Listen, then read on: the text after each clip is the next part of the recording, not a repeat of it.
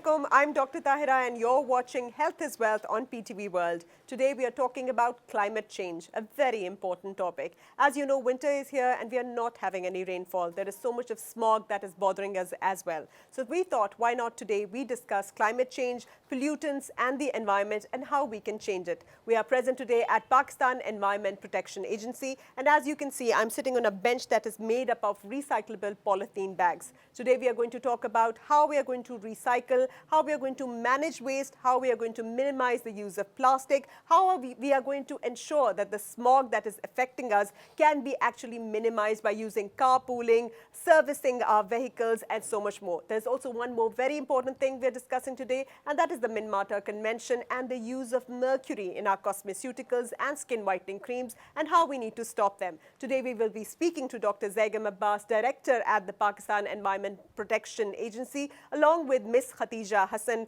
who is a research analyst at SDPI. So thank you so much for watching today, and let us go ahead and watch today.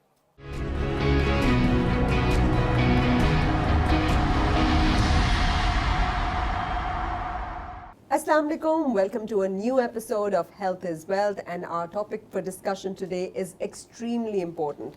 We know how our environment is affecting us. We know how the smog is actually killing us, how the winters and how we are not having rain this year. It's affecting not only our agricultural yield, but it's causing so many health issues. We thought, why not this time in On Health is Wealth, we discuss with an environmental specialist, a PhD doctor himself, Dr. Zaigham Abbas, who is the director at Pakistan Environment Agency, and he's going to talk to us in detail about the environment. Thank you so much for joining us today. So let us start with how it is not raining. The winters are so dry. We have smog everywhere. What do you think led to this? Why do we have smog today? And what can we do to actually stop the smog? And then we can speak about the adverse effects on health and how we need to avoid that as well. Yeah, thank you very much. First of all, I want to brief about this organization, because our mandate is how to conserve the environment as well as the different situation which is occurred due to different pollutants. Because in Islamabad we have a different topography. As we know, we have mountains, we have landscape and others, and different others associates pollutants cause, for example, if we talk about the vehicular emissions, that contribute about 40% of the air pollution from this vehicular sides. And if we talk about the industrial side, that also contribute about 20 to 25% for the making of smog. So at a first step, we have different monitoring equipment installed in different locations, which monitor the different type of pollutants. The main contribution of this smog is particulate matters, and it has two types. One is 2.5 and other is PM10, and the remaining are sulfur dioxide, NOxes, carbon monoxide and ozone layer. The combination of all these pollutants, when there is an invasion level, when the winter start from October, so this phenomena will start. Okay. So fog and smog, these are two different terms. Okay. Fog is in normal conditions when there is a no mix up of smoke. So this term was initiated with the combination of fog and smoke. Okay. Yes. So now we term as a smog. Yes. Basically it is new invented terms that was started from London smog. Okay. And then Beijing smog. Okay. So that is very common, and nowadays it started from Lahore. Yeah. And then there is some you say chances of smog, but we are not declared as a smog in Islamabad, and we are safe. But on the other hand, if we talk about the AQI, air quality index, we representing daily by our air quality equipments, and there are 4 parameters we to convey, to communicate to the public. One is the particulate matters, second is ozone, and carbon monoxide and NOxes.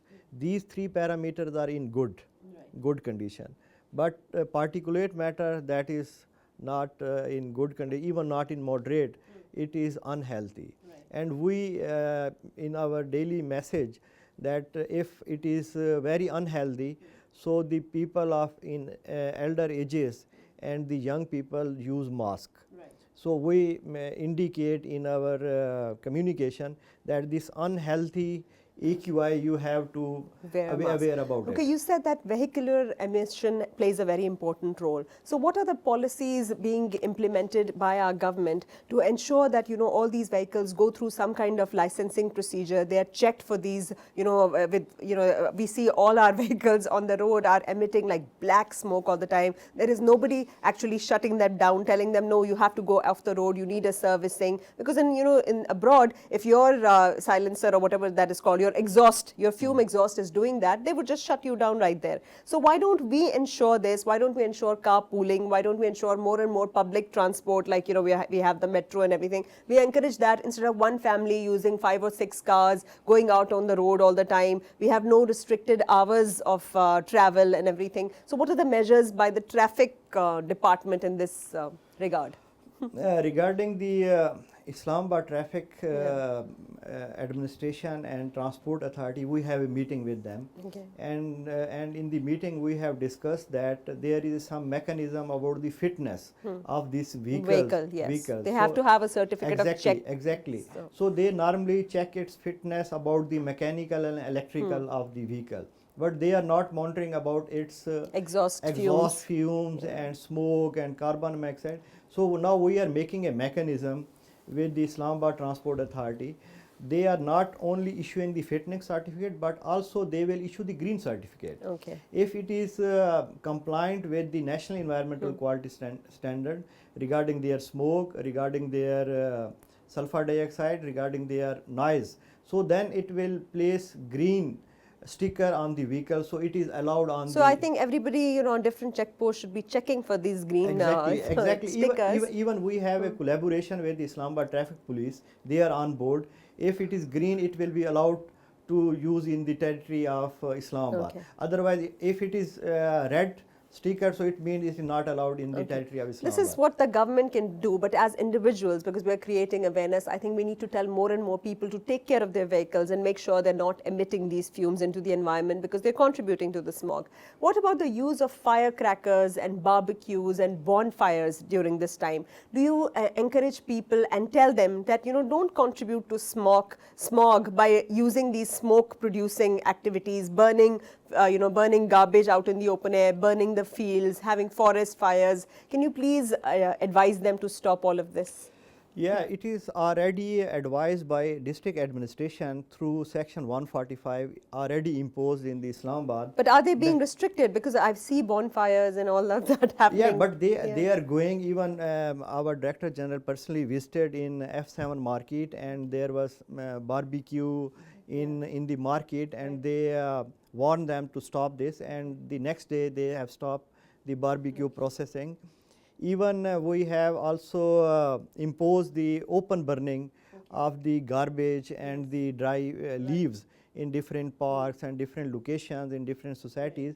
So we are doing it, and even we are warning, and there is a restrict that they are not allowed for open burning. That is the main cause for the smoke, and it will contribute for the air pollution. And what about you? You told me that you had made sure that there's some kind of units, some kind of air purification units or reverse something exhaust. Last time we spoke, you mentioned about that. Can you mention what they need to use in industries or factories or places so that smoke is not produced that way and these dangerous gases are not emitted into the environment? Yeah, basically in industries there is a need for the pollution control equipments. So as an example, if we talk about the brick kiln industries, so they have a zigzag technology that is very efficient, energy efficient, as well as they control the smoke to the environment. So we are pleased to say that in the Islamabad territory, all the brick kilns are using zigzag technology,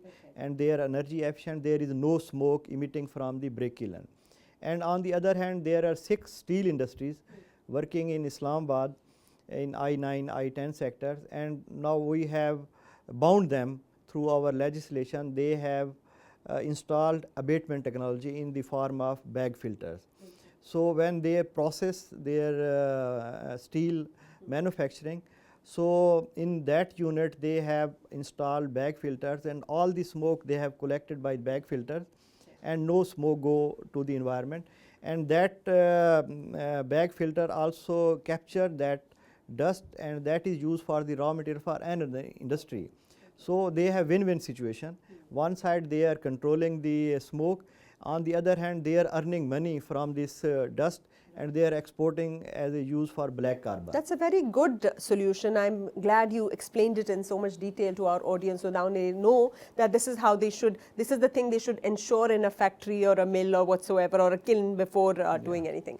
What is the role of plants in this? Because we heard a lot about air purifying plants, for example, indoor plants like snake plant and everything. You should have them inside. We have a lot of plants in your office as well, which help with the air purification and everything. What about the mass deforestation that we see outside? Islamabad used to be green, used to be so nice, and now we see this real estate, ugly grey plazas just springing up anywhere. Could you please tell people to stop selling their agricultural land just for such, greed? Yeah, first of all, I will emphasize that the capital administration should focus on the master plan of Islamabad. Yeah, and not spoil the... Yes, because that is already agreed, which was when it was planned in 60s, that this is the zones and we have to reside and commercial so and the every green activity. Zone yes, and green yes. zone. Yeah. When I visited in 19, so all these Islamabad were so green and so beautiful, but now after passing 20 years, you see many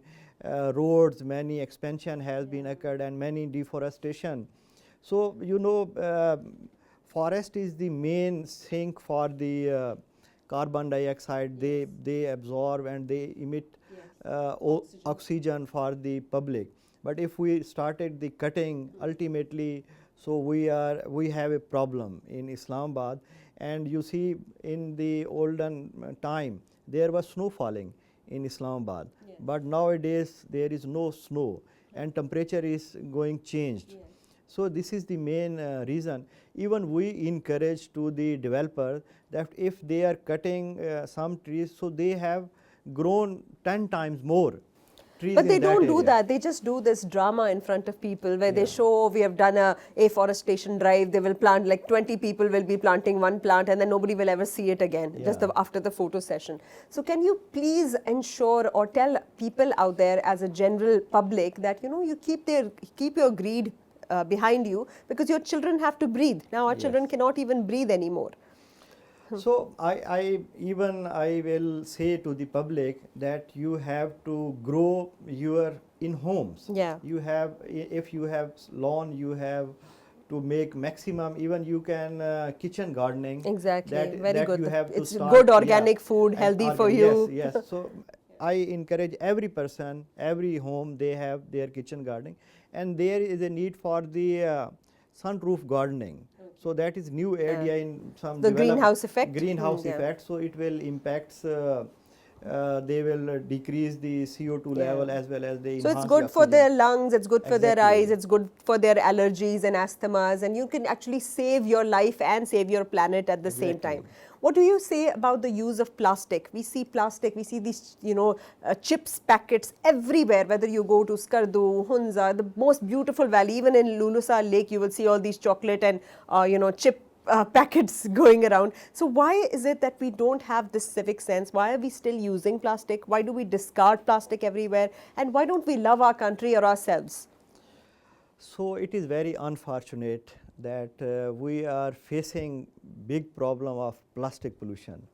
Even just I want to share with the audience that nowadays there is a negotiation of plastic pollution, including marine environment, because 178 countries, they are struggling how we can control to combat this plastic pollution. So last week there is a conclusion of Intergovernmental Negotiation Committee in Busan, Korea, and they are discussing that how can we get rid of this plastic pollution. During the last 4 years, federal government has taken the lead.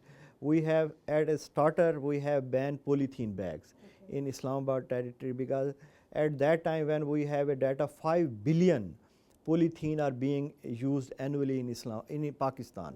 So as a start, because that was very obvious waste polythene everywhere, so we started the ban with the polythene bag. But in 2023, then we have a new legislation on single use plastic prohibition regulation, and under which crockery, cutlery, spoons, plus straws and styrofoams, white color packaging and polythene. These 5 categories are now banned in Islamabad. And I fully agree, as you mentioned, that in public places and in scenic views, like in northern areas, they're littering all the time. They are littering always, and they are beautiful country. Even I say our northern is more beautiful than Switzerland. It is, but we are not preserving it by any means. Preserving. So now we are fixing these producer, and we are introducing extended producer responsibility.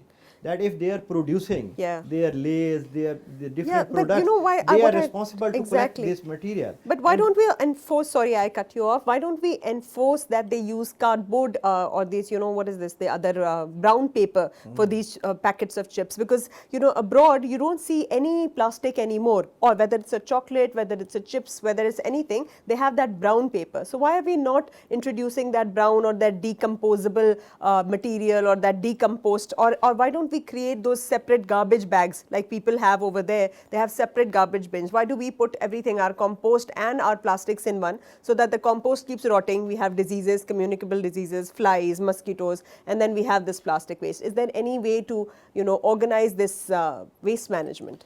Yeah, exactly. We are introduce these alternates. When we are going to ban single-use plastic, first we have worked on the alternates. Cardboards, there are jute bags, there are paper bags, everything, even cup of coffee they can use paper, cardboard, every alternate is available. Even now in Islamabad, we can say more than 80% brand have replaced polythene bags with the alternates. You can see, you can observe. Now we are going to the grocery shop, they are also have the alternates bags, but they are charging. That is good, because the people, if they have pay something, so they will matter. They will be careful, they will carry their own cloth bag. Yes. So, but on the other hand, if we talk about the collection and segregation system, so that is not fully implemented even in Islamabad, because there is no segregation of plastics, non-plastics, even the garbage of kitchen and organic food. So that is missing. But if you go in the developed countries, you have those separate green bin, blue bin, yellow bin. Yellow bin, even they have separate vehicles to collect. But on the other hand, in Islamabad or in Pakistan, this is missing. And we have to need, if we have the proper segregation system, then there is a need for segregation facilities. If we have the recycling facility in Islamabad, then we will be able to ensure the people that you have to carry this material and to give them industry for recycling purpose. But can you please stress on the importance of using kitchen waste as decomposed? You separate your kitchen waste, everything, your vegetables and meat or eggs and everything, and you put it, and you can actually bury it in your lawn or your field, so that it will serve as a good manure. And you separate the recyclable glass and cardboard and wood and keep it for those people to collect it and go recycle it. Can you stress on the importance, even if the system is not developed, at least as responsible citizens, we stop littering, stop using plastic, and start using this segregation, just as a message out there? People can do, because the organic waste is the basic nutrients for the agriculture land. So if they have a small land in their flats or in their residence, so they can make, and they have a certain time, they just make organic waste like fruits or kitchen waste in the separate area. There is certain time, after 7 days it will make like a manure. Exactly, and it's very good for the crop. They can use for the crop. Even they can grow fruits And it some will not vegetables. rot, it will not lead Exactly. to flies, it No, will no, not lead to nothing, anyone. So nothing. that's better, na? But That is they are better. wasting it, they throw it out in the open. Exactly. It is the resource. So we don't use as a waste. We can recycle, we can use as a fertilizer, and that is you can see it is recycling of the organic material. Exactly. Now let us speak about noise pollution. We are a very noisy nation. We love to honk. We love to, you know, whether it's a wedding, whether it's something, we love to, you know, start shooting in the air or have fireworks. Why don't we stress how harmful it is for our mind, for our hearing, for our sanity? And what are we doing about it? We have a noise pollution in Islamabad, and we have a standards. There is a standard of 85 decibel that is already defined in our act that we have to follow, and for the residential area it is 65, and for commercial area it is 75. All is defined, and even we have conducted different surveys, and some area that is using sound, like generator is working in some commercial area, so they are making sound, and that is very beyond loud. beyond the limit. Even we have observed some public places like courts, so there is also loud sound because there is vehicles, some people are coming, going. So these areas also observe high level of noise pollution. Ultimately, noise pollution creates stress, anxiety, different health issues that is related with the noise pollution, and we will request to the public that they have to stop the horn in public place, particularly in the nearby area of schools, in universities and hospitals, because the patients already are stressed out and then they can't so they sleep. have to take care about and to stop this noise pollution in. You have to be just careful about the other person and very Exactly. considerate. Now let us come to a very important topic, and this topic is about the use of mercury. How we are, you know, letting mercury be so rampant around us, and it's poisoning our environment. And interestingly, the most important source of mercury that we are actually adding on to the environment is through these whitening creams. So what exactly is the Minamata Convention, and what are you doing about it? And it's very amazing the kind of conferences and the kind of awareness sessions that you guys are holding these days. So could you please stress on it and explain it in detail, that why these whitening creams are allowed in Pakistan, the health impact it is having on them, and how this mercury in the environment is actually poisoning us? Yeah, basically the mercury, there is a dedicated convention that is known Minamata Convention on Mercury.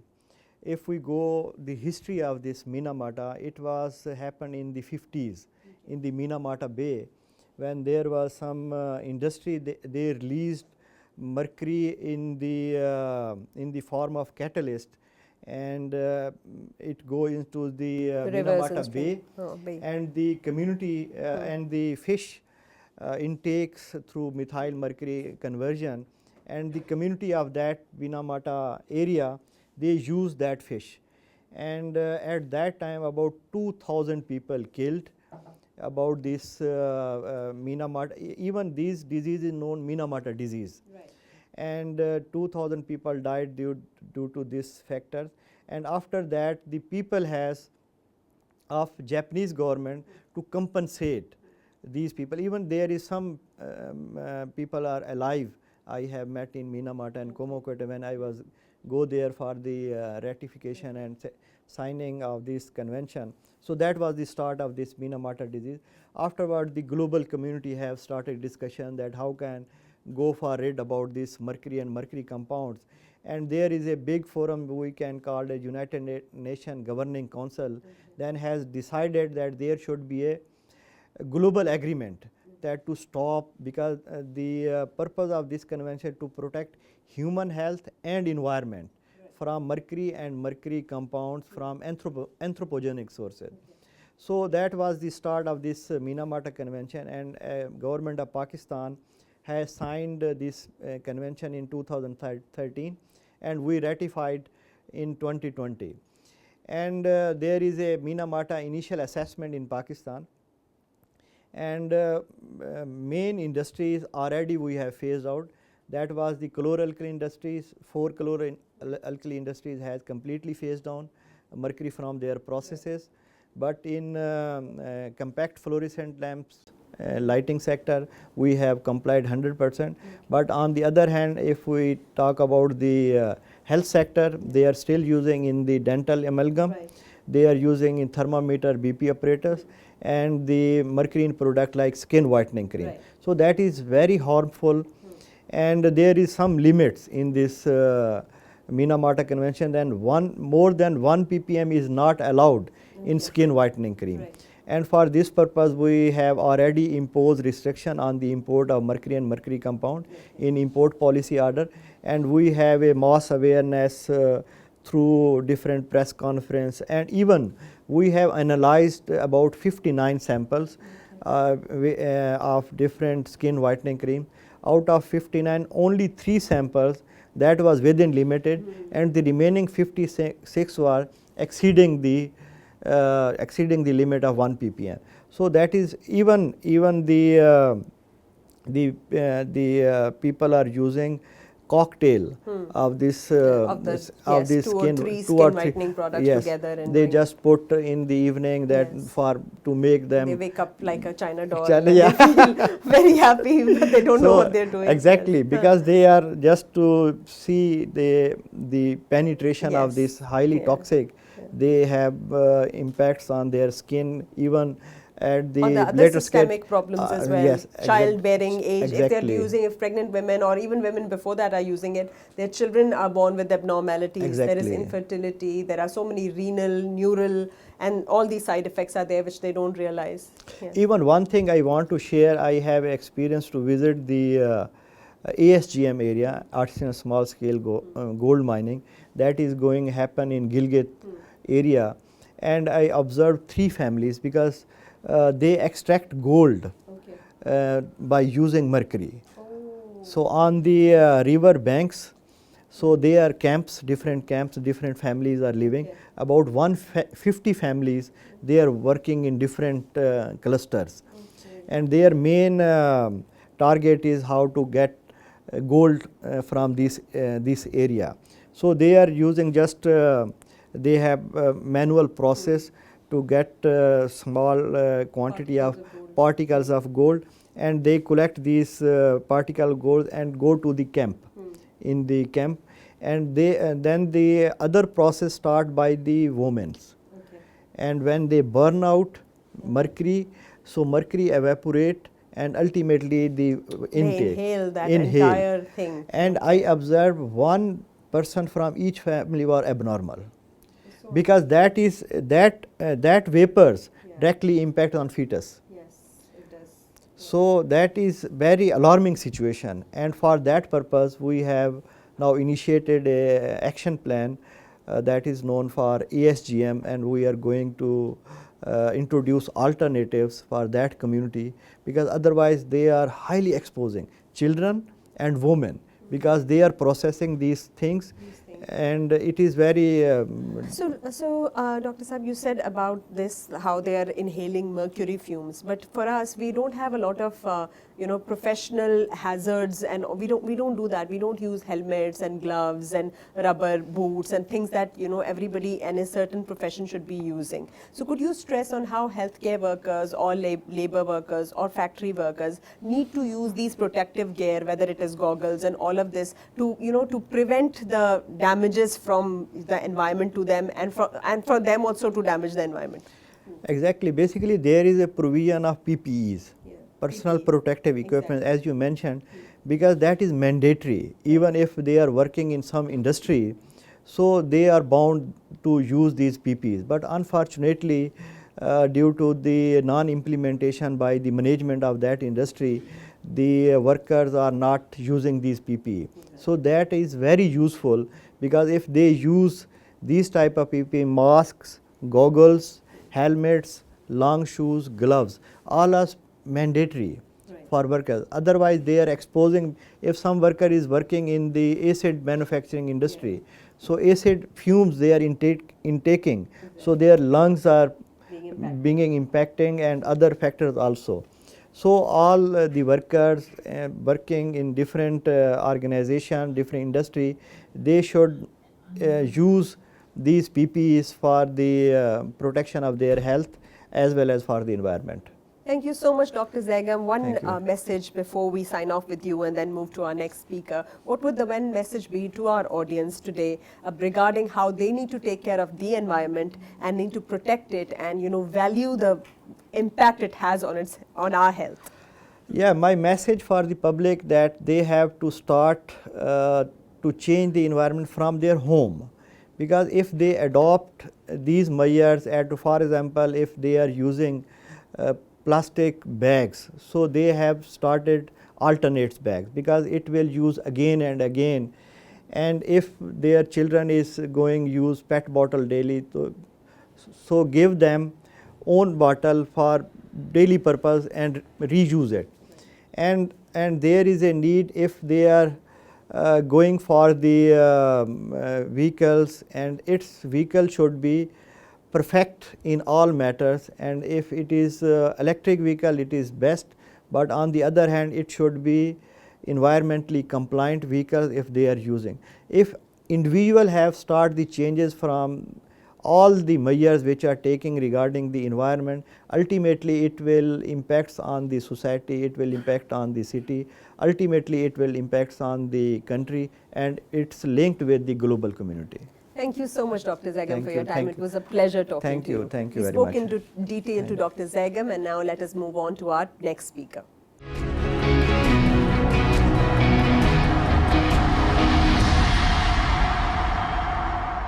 We're present at the Environment Protection Agency, and we had a detailed discussion with Dr. Zaigham, and now we have with us a very young and aspiring lady, Ms. Khadija Hassan. Thank you so much for joining us. She's a research assistant and she works at SDPI, Sustainable Development Policy Institute, and recently they had a very interesting conference where they discussed different things regarding sustainable development goals, and especially we discussed the Minamata Convention, and I had a chance of going there and meeting her and the other Dr. Saiba, Dr. Razia, I assume, Yes, right? so could you please tell us what exactly you are doing and your article, your publications, what this conference was all about? How did it help, create awareness regarding this subject?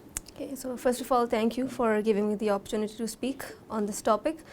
I actually work with Dr. Razia Safdar. As you mentioned, she is the Senior Policy Advisor of our department known as Center of Health Policy and Innovation. And for quite a while now, our main goal is to work for the health and well-being of populations across Pakistan. The most recent project that we have adopted is regarding mercury poisoning, particularly in the cosmetics industry. And I have been assisting her in this regard as well. So the article that I recently published, it was published in the Business Recorder as an opinion piece, and it was titled "Mercury and Cosmetics, Is Beauty Worth the Risk?" So as evident by the title, it was the main issue that was highlighted was one of the lesser known culprits of mercury poisoning, that is the cosmetics industry, including a range of beauty products, including your anti-aging creams, your colored cosmetics, eye makeup, and perhaps the most significant, the skin whitening creams, which is particularly, you can say that South Asia is a particular booming market for these products in the first place, as we have created a mindset that associates fairness with higher social status and acceptance. Yeah. We are speaking a lot about pollution and pollutants. We spoke about noise pollution and other physical pollutants. But there's something that's polluting our mind, and this is the mindset, right? Exactly. So can you speak about why we are so obsessed with the fair skin, why all our commercials, our dramas, our everything, circles around acceptance related to fair skin, and then the need for people to exploit this mindset and then start abusing it by the use of mercury? This is actually a very serious issue that has emerged in our society, and it has been continuing for quite a while now. I think its main roots can be traced back to the colonialism period, especially the slavery period that was adopted in America, where African American slaves were enslaved by the superior white race, as they would call themselves. And then this mindset then dragged on further into the coming generations, and now we have created this weird concept that only fair people are acceptable. And this can be seen in various domains. This can be seen in your employment sector.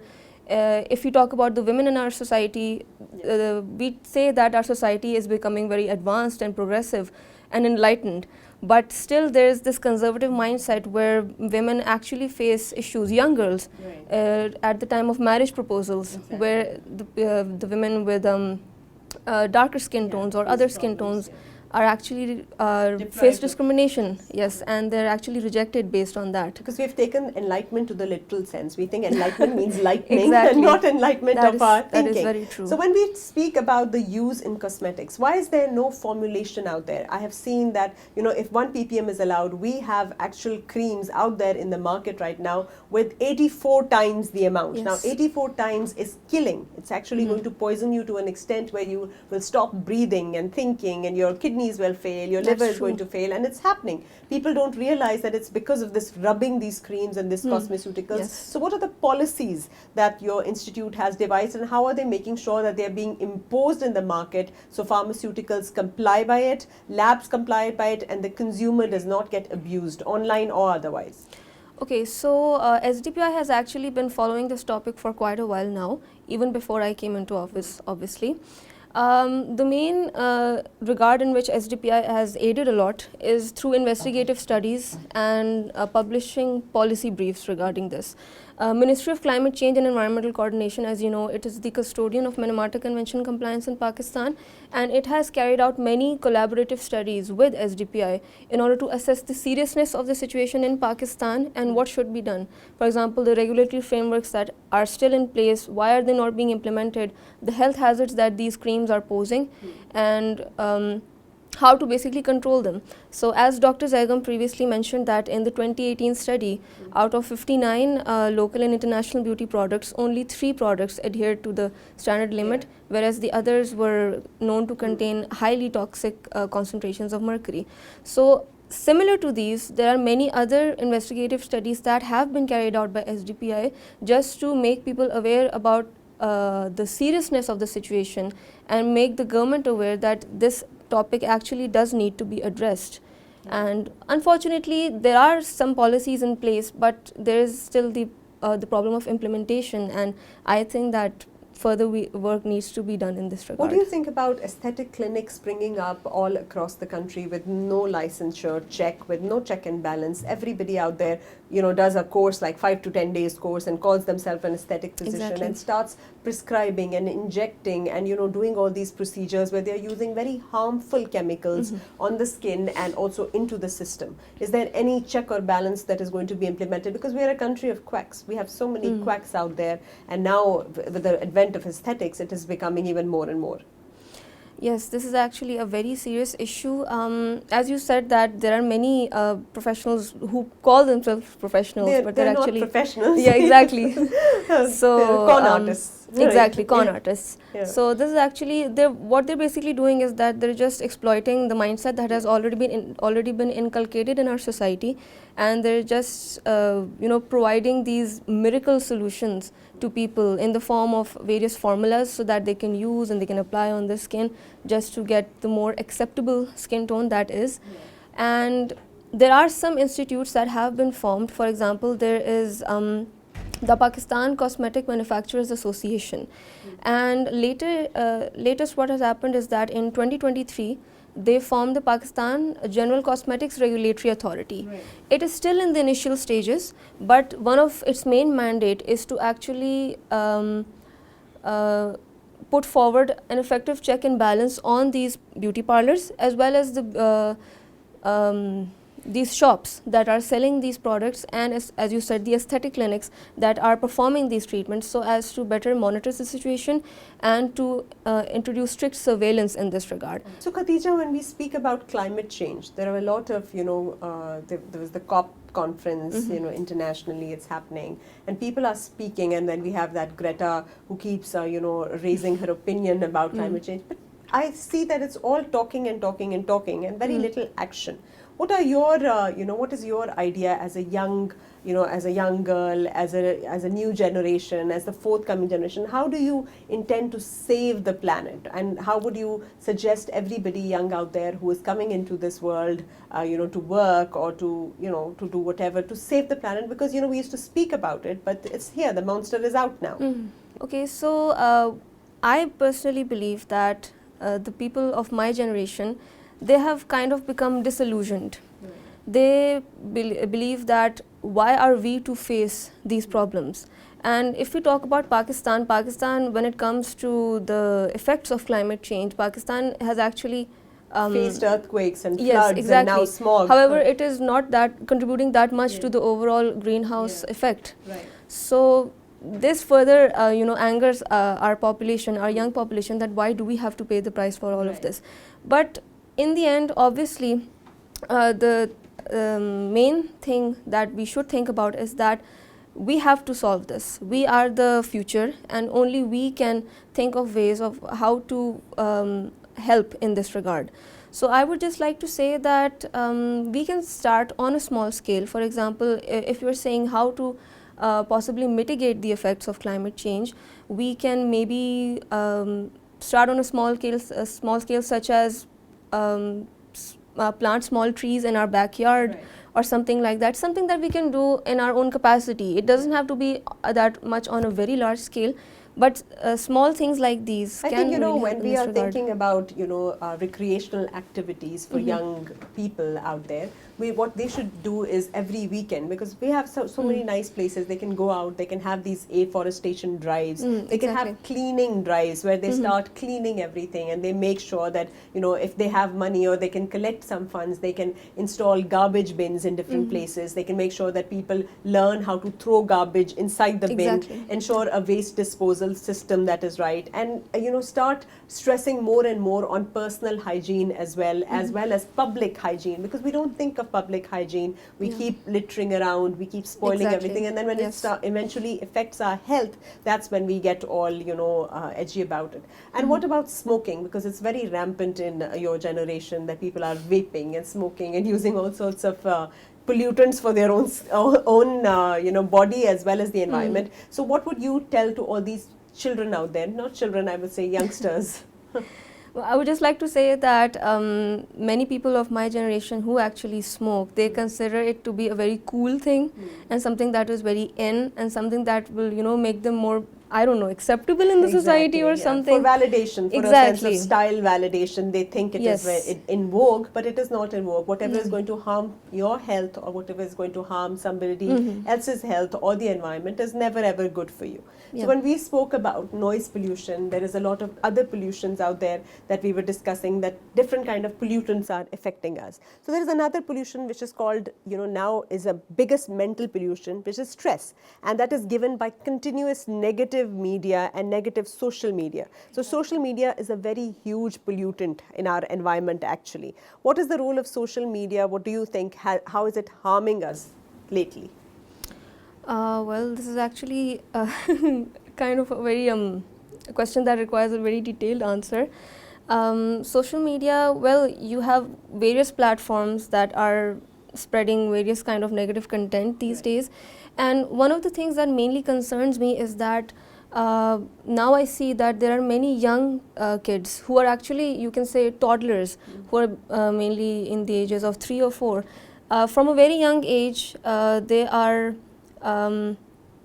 basically put on tablets and other social media gadgets, and then when I see young kids, what I see is that when I was their age, I didn't even know how to use turn on a computer, for example, or even use there were no smartphones back then. Use a phone or use any gadget, and now they're just totally consumed in it. Exactly, and because their minds are really fragile, they sometimes get into stuff that is actually not meant for them and not appropriate for their age. So I believe that this is something that does need to be addressed, that there should be a particular check and balance by the parents themselves, so as to not let their kids get involved in such practices. As for the older generation, as from the people who are of my age, I think that they have entered into an age where they are responsible for their own actions as well. And so Thank that's you. Yeah. that's something Thank you that so we much, really Ms. missed. Khadija, for joining us today. Thank you so much for a detailed discussion on all of these topics. And as we heard from her and from Dr. Zaigham, that our environment plays a very important role. We say we are affected by eugenics and euthenics. Eugenics is how we are born, the genetics, but euthenics is all the environment around us. That is why we covered every aspect today, whether it was smoke or whether it was pollutants in terms of plastic, whether it was deforestation, afforestation, waste disposal, use of any sort of chemicals or creams or cosmetics, or even the mental pollution that we spoke about, stress and noise and every single thing in our environment that could possibly affect us adversely. We need to recognize and realize how important this is for us, how important our environment is for us, and how we need to preserve it, protect it, so that we may continue to actually survive and thrive in the future, in the coming future, and save it for our future generations. The time is here. It is not raining anymore. We need to pray, but only prayer is not sufficient. We need to start planting trees. We need to stop our vehicles. We need to stop taking very big and strong measures which will ensure that we can save not only our environment, but save our coming generations and save our life forever. Thank you so much for joining us. Thank you so much for watching. Inshallah, we'll meet you next week. Allah Hafiz.